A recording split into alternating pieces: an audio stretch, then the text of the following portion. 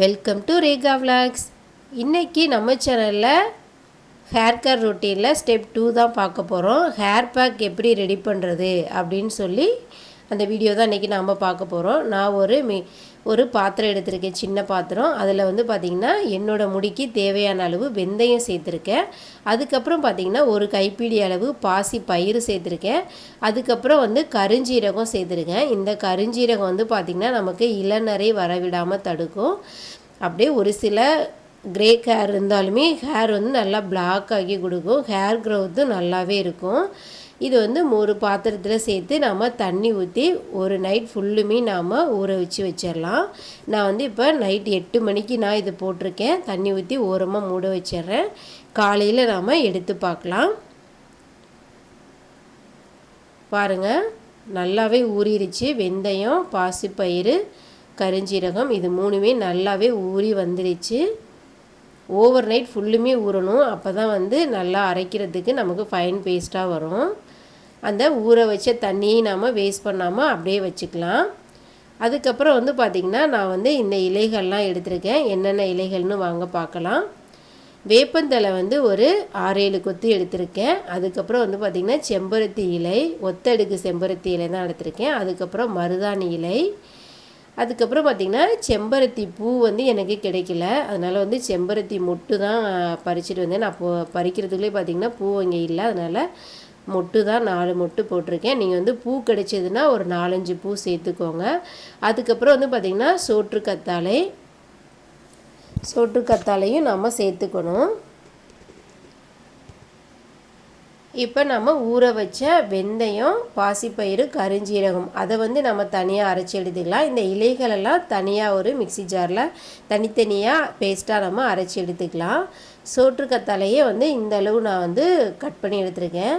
Sinus பிரச்சனை இருக்கிறவங்க வந்து ரொம்ப குளிர்ச்சியாக வேண்டாம் அப்படின்னு சொன்னிங்கன்னா சோற்றுக்கத்தாழை வந்து நீங்கள் தவிர்த்துக்கலாம். எனக்கு வந்து கொஞ்சம் சைனஸ் பிரச்சனை இருக்கிறதுனால நான் வந்து அளவாக சேர்த்துக்கிறேன். அளவாக சேர்த்துக்கிறேன். அதை ஒரு மிக்சி ஜாரில் நம்ம தோல் சீவிட்டு கழுவிட்டு நம்ம சேர்த்துக்கலாம். அதுக்கப்புறம் அது கூட வந்து நம்ம ஊற வச்ச வெந்தயம், பாசிப்பயிறு, கருஞ்சீரகம் இதெல்லாம் சேர்த்து அந்த ஊற வச்ச தண்ணியவே ஊற்றி நல்லா நம்ம ஃபைன் பேஸ்ட்டாக அரைச்சி எடுத்துக்கலாம். கொரப்பாக அரைக்காதீங்க, நல்லா நைஸாகவே அரைச்சி எடுத்துக்கோங்க. இந்த அளவு இருக்கணும். ரொம்பவும் தண்ணி ஊற்றி தண்ணியாக பண்ணிடாதீங்க. நம்ம வந்து ஹேரில் போடுறதுக்கு ரொம்பவே சிரமமாயிரும். நாம் அரைச்சி வச்சதை இன்னொரு பாத்திரத்தில் நாம் சேர்த்துக்கலாம். அதுக்கப்புறம் வந்து பார்த்திங்கன்னா நாம் இந்த இலைகளையும் மிக்சி ஜாரில் சேர்த்து அதையுமே வந்து நம்ம நைஸாக அரைச்சி எடுத்துக்கலாம். இது கூட வந்து பார்த்திங்கன்னா கருவேப்பிலை இலை சேர்த்துக்கலாம். என்கிட்ட கருவேப்பிலை இலை வந்து கலெக்ட் பண்ண முடியலை, ஏன்னா வீட்லேயும் தீர்ந்துருச்சு. வாங்கிட்டு வர பார்க்கலான்னு பார்த்தா என்னோடய ஹஸ்பண்டுமே ஊருக்கு கிளம்பிட்டார். ஸோ வந்து இருக்கிறத நான் வச்சு போட்டிருக்கேன். நீங்கள் வந்து கண்டிப்பாக கருவேப்பிலை ஒரு 6-7 கொத்து சேர்த்து அதையும் அரைச்சிக்கோங்க.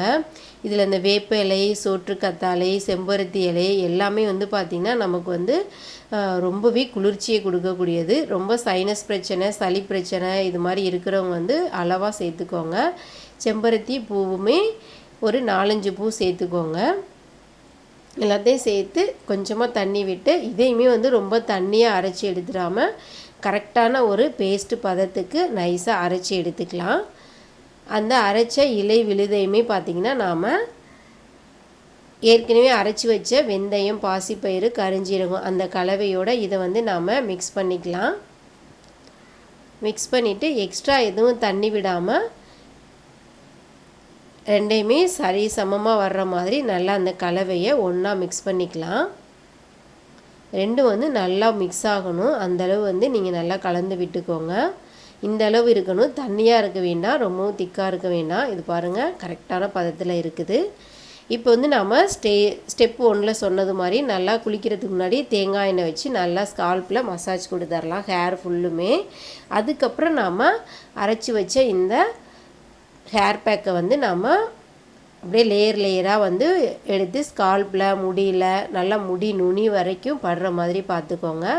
நமக்கு ஹேர் ஃபால் வந்து எதனால் வருதுன்னா உடல் சூடு இருக்கிறதுனாலையுமே வந்து ஹேர் ஃபால் வந்து அதிகமாக கொட்டிக்கிட்டே இருக்கும், கொத்து கொத்தாக முடி கொட்டும்.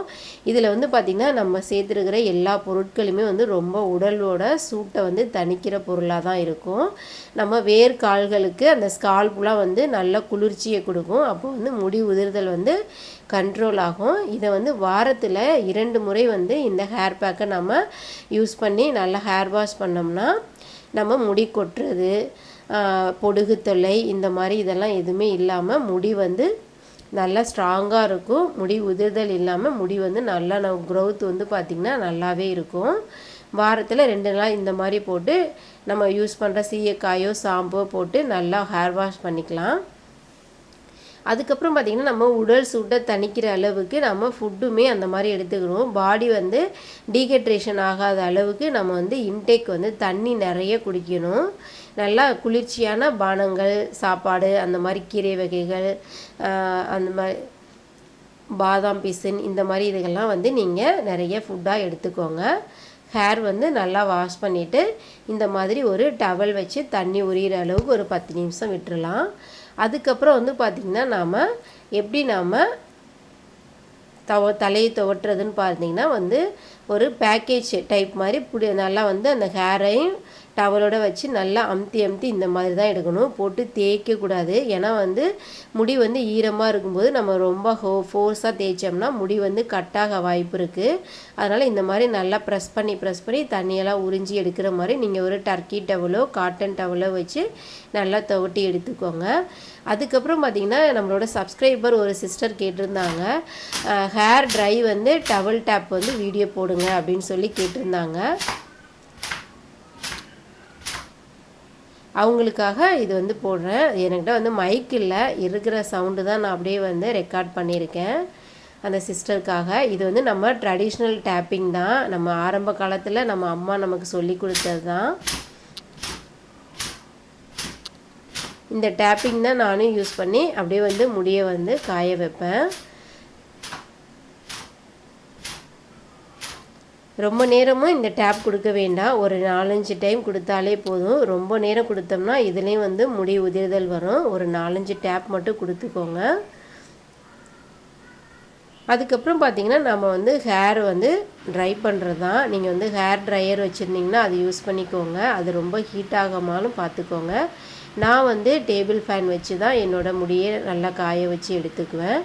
அதே மாதிரி பார்த்திங்கன்னா நாம் தலை குளிக்கும்போது பார்த்திங்கன்னா நாம் யூஸ் பண்ணுற சீப்பையுமே வந்து குளிக்க வச்சிடணும். ஏன்னா தலை குளிச்சுட்டு அந்த அழுக்கு சீப்பையே போட்டு மறுபடியும் நம்ம தலையில் போடக்கூடாது.